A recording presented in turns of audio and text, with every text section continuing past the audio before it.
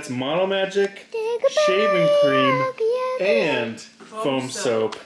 Great mixture, Braylee. Caitlin and I were talking about how Braylee is always doing tactile sensory as well as like vocal stimming at the same time. Yeah. She's always doing those two things. Braylee, what color is that? Ed.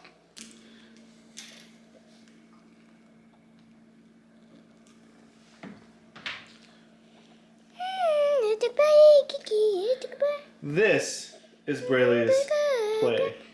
We've noticed that we have buckets full of toys. We have a room of toys that have not been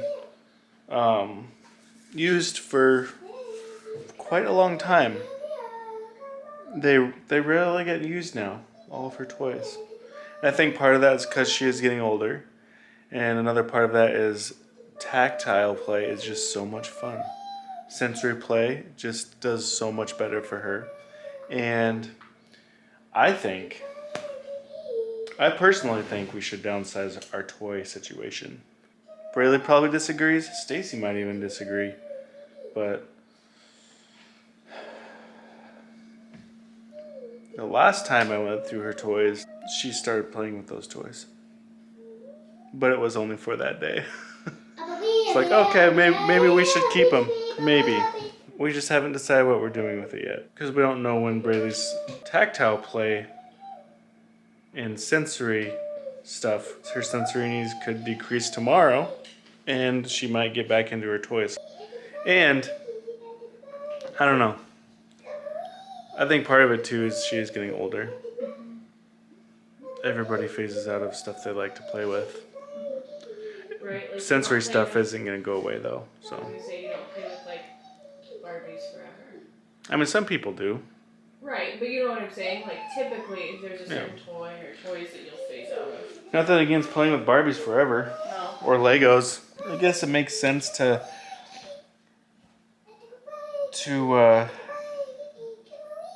I mean, they're not, especially stuff that's not going to be used ever again, to at least donate them to some or to a local organization or something, just because, you know what, they're just sitting in the bottom of a toy bucket or sitting in a closet.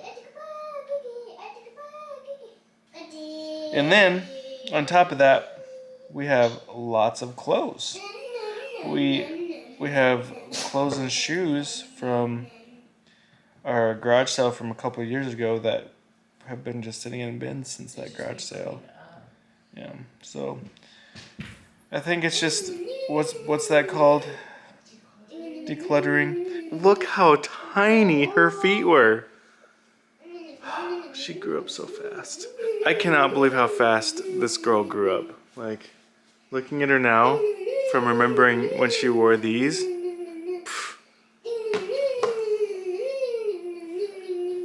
I think one of our struggles is moving on from things that we don't really need anymore. Well, it's hard with clothes because like they're sentimental. The sentimental value of them. And I Even think some it's- toys have sentimental value, you know? But it's more with clothes than anything. Yeah. I think it's really hard because for us, that's acknowledging that we're not having more kids. Yeah. So that's why it's The harder. the clothes part. Yeah.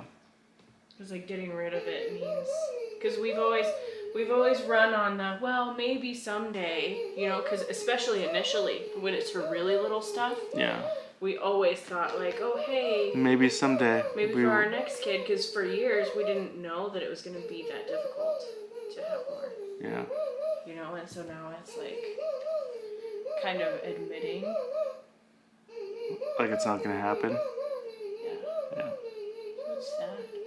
If you want to know more about that, we do have a video we made called "More Babies?" ? And it talks a little bit more about it, but Yeah. we also, as much as we appreciate suggestions, we don't really want them at this point because it's not something that we're seeking doing. Yeah, we're not looking for suggestions. We've come to accept where we're at, and we think that we're good with where we're at. And It's still sad. of course it's sad. You say it's good, but I'm like, It's always gonna be. It's always gonna be a sad thing. But we're more content with not doing anything than actively seeking out solutions. You know what I mean? But it's still very sad. For me, it's always going to be very sad. Yeah. But it's okay because things can feel more than one way. It's loaded. It's okay to feel things. It's okay to be sad about things. Well, it's not just okay to be sad. It's okay to feel multiple ways about the same thing. You know what I mean? How do we even get to that conversation from toys? Because I almost started crying going through all stuff. Like, that's hard for me. And you're talking about how it's easy to get rid of toys or hard to get rid of toys. I'm like, it's even harder to get rid of clothes. Yeah. Because, like, toys are one thing. Like, toys are a dime a dozen, it's whatever. You know how long this bin of clothes has been sitting here for us to go through? We've been seriously putting that off for quite a while. It's not even a big bin. Like, that's our easy one because it's all bulky winter stuff. It's all winter stuff that we need to go through and do something with. That's one of the main bins, so. Yeah. She's getting it today. Yeah. What do you guys think about this outfit? The cats? And then little cat ghosts. Cat ghost leggings. Cat shirt. That's what you call the ultimate cat outfit. So Briley does spend a lot of her time with sensory stuff like this.